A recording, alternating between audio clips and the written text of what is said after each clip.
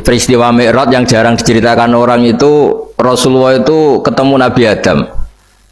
Dan Nabi Adam itu disebutkan di sini faidan an yaminihi aswidatun wa an yasarihi aswidatun. Dari sisi kanan itu ada kelompok besar, dari sisi kiri juga kelompok besar.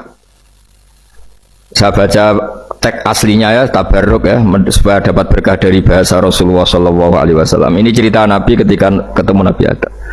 Fa idza nazara qibala yaminih dhahika wa idza nazara qibala shimalih baka. Nabi Adam ketika melihat ke kanan itu senyum-senyum, senang sekali. Tapi kalau kamu melihat ke kiri itu nangis. Lalu Rasulullah SAW tanya ke malaikat Jibril, itu siapa? Itu Adam. Dan yang kelompok di kanan itu ahli surga, maka beliau kalau melihat senang sekali, dan kalau yang di kiri itu ahli neraka, kalau beliau melihat itu susah sekali. Artinya apa?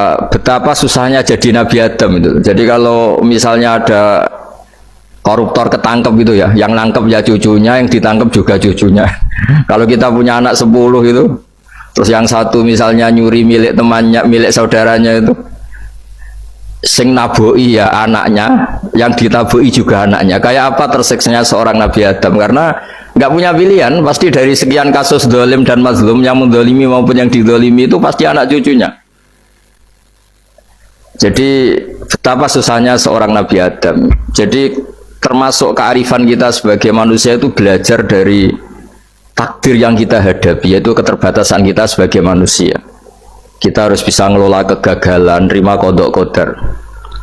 Makanya kata Mbah Mun, abahnya Gus Yasin itu sering cerita ke saya, iman itu paling dhuwur itu iman kodok kodar, khairihi wa syarrihi minallah. Kita harus punya kesiapan iman khairihi wa syarrihi minallah, bahwa segala kebaikan, segala syar itu sudah digariskan oleh Allah Ta'ala. Kita bisa apa sebagai manusia? Jadi pertama Nabi Muhammad ketemu di as-sama idunya, langit paling dekat, itu ketemu Nabi Adam dengan kondisi seperti tadi. Kalau melihat ke kanan itu senyum, karena itu anak-anak beliau, turunan beliau yang ahli surga. Kalau melihat ke kiri itu nangis, karena itu cucu beliau yang ditakdir tidak jadi orang baik.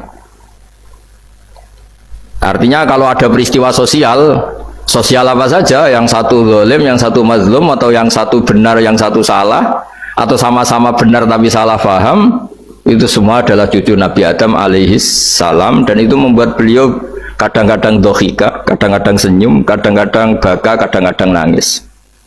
Jadi itu yang menjadikan tambahnya arifnya Rasulullah SAW. Saya teruskan. Qultu ya Jibril man hadha? Qal hadha Adam wa hadhil aswida an yamini wa an shimalih nasamu bani fa ahlul yamin ahlul jannah wal aswida allati an shimali ahlun nar fa idza nazara qibala yamini dhahika wa idza nazara qibala shimalihi baka.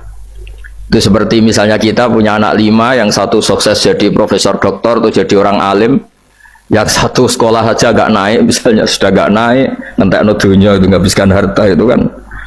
Tapi barokahnya itu mungkin kita mau jadi sombong tidak jadi itu, karena punya anak yang nggak sukses. Mungkin barokahnya punya anak nggak sukses itu meredam keangkuhan kita, terus kita menjadi orang yang sopan dengan tetangga, dengan orang lain, karena dipaksa punya hal-hal yang seperti